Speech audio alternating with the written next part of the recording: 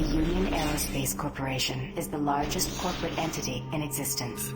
Originally focused on weapon and defense contracts, new ventures have expanded into biological research, space exploration, and other scientific endeavors.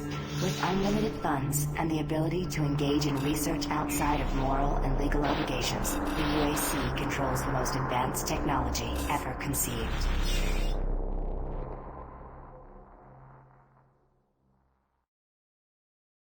Doom 3 is an action horror first-person shooter game that was developed by id Software and released for PC in August of 2004. It would also be released for Linux, Mac OS X, and the original Xbox within the coming months of its PC release. Doom 3 runs on the id Tech 4 engine and has been praised for its groundbreaking graphics and performance of the time. But what Doom 3 is mostly remembered for is its horror-based setting with a dark and foreboding atmosphere.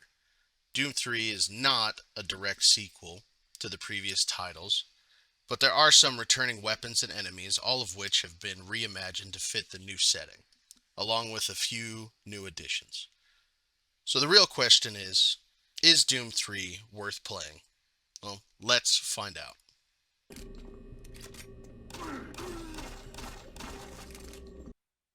Doom 3 takes place on the UAC Mars facility in 2145, where the UAC has been performing experiments with questionable ethics.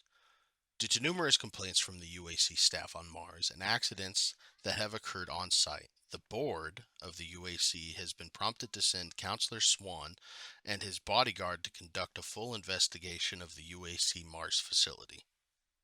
Seems to be some very serious problems. Oh, really? Do I need to remind you of the groundbreaking work that we're doing here? No, but I've been authorized by the board to look at everything. The board authorized you? The board doesn't know the first thing about science. All they want is something to make them more money, some product. Don't worry, they'll get their product. You play as a Marine who is a new transfer to the UAC Mars facility.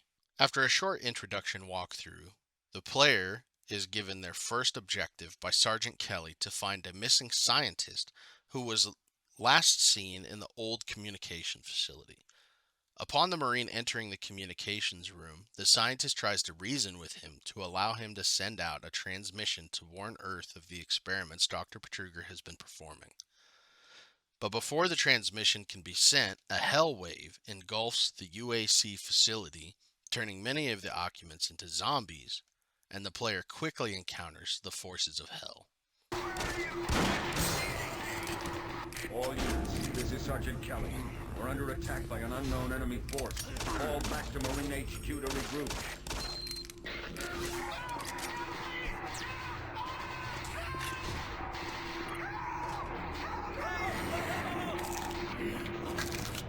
Let's say again, fall back to Marine HQ and await...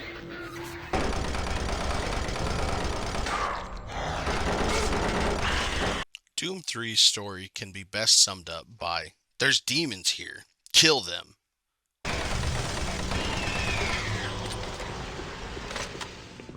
Doom 3's story is not meant to be in-depth or give deep, thought-provoking talking points. As John Carmack once said, story in a video game is like story in a porn movie. It's expected to be there, but it's not that important.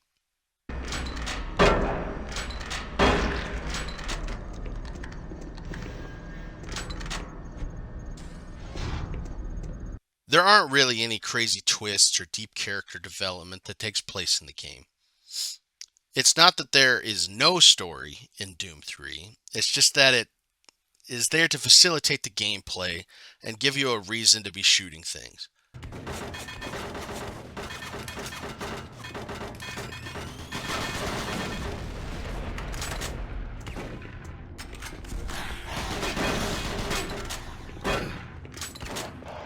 A large part of the story can be found through PDA emails, audio logs, and video discs, and through the NPCs that are found throughout the game.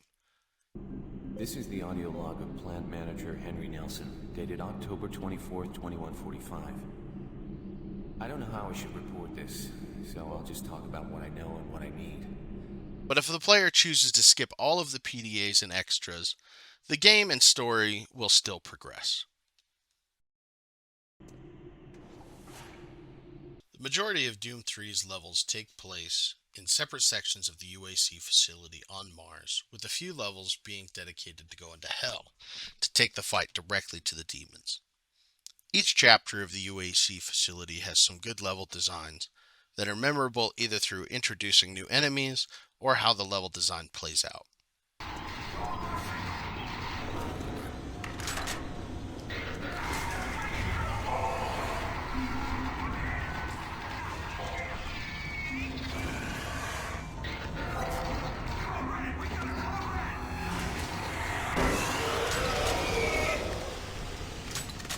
Some levels have certain gimmicks that the player will have to navigate in order to progress, and this includes anything from the most common of finding PDAs that will unlock doors or cabinets, or the game will occasionally have a puzzle to solve, but these are pretty rare. The level design of Doom 3 is fairly straightforward most of the time. It is really difficult to get lost. The devs will occasionally put in a ladder or a vent for the player to progress, but the majority of the game is up front and on the nose. The Hell levels are intensely designed and are a welcome change of scenery and pacing after a couple hours of the similarly looking areas of the UAC.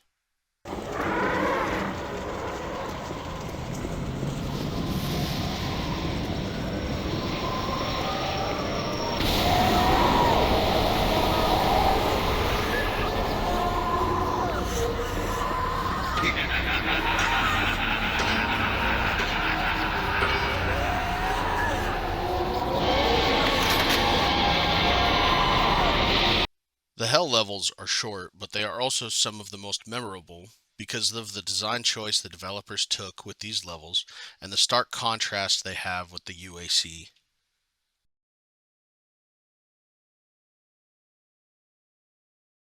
Where Doom 3 thrives the most is in its gameplay along with weapons and enemy design.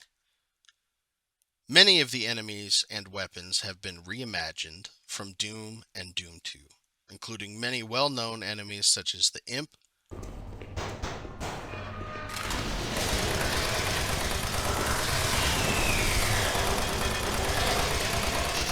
the Revenant, Join them.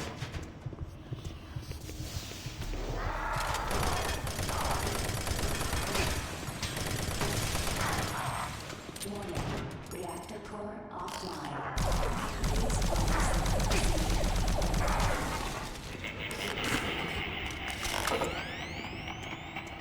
and Hell Knights.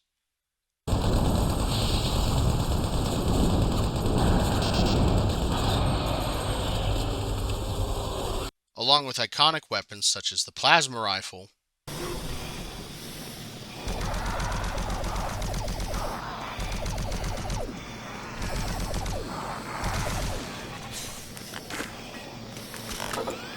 the chain gun,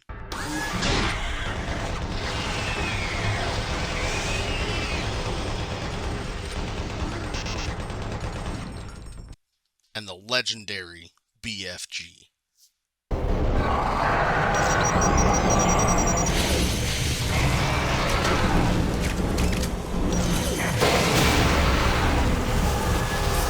Doom 3 was a long-awaited game that delivered a visually and technically impressive game for 2004.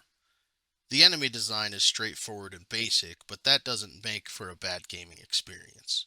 Having weapons and enemies that will act in a consistent and predictable manner means that the player can react and plan their moves for each situation. Doom 3 can take anywhere between 10 to 16 hours to complete, depending on how thorough the player wants to be.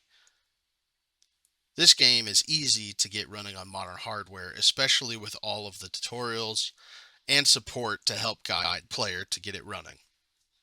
But if you're looking to jump right into the action, there is also the Doom 3 BFG edition that is an excellent way for people to play the game that don't want to go through all of the hassle of installing third-party software to play the game.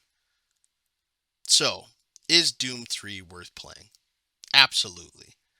The game has held its place as one of the most recognizable titles in gaming history, and still has some of the most eerie and tense environments of the early 2000s.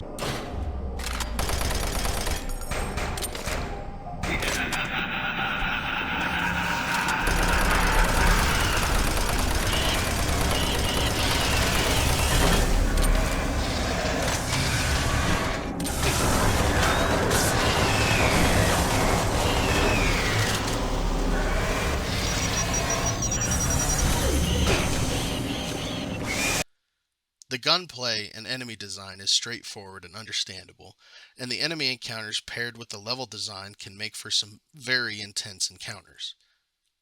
Everything comes together and makes for an enjoyable gaming experience. That's all for today, everyone.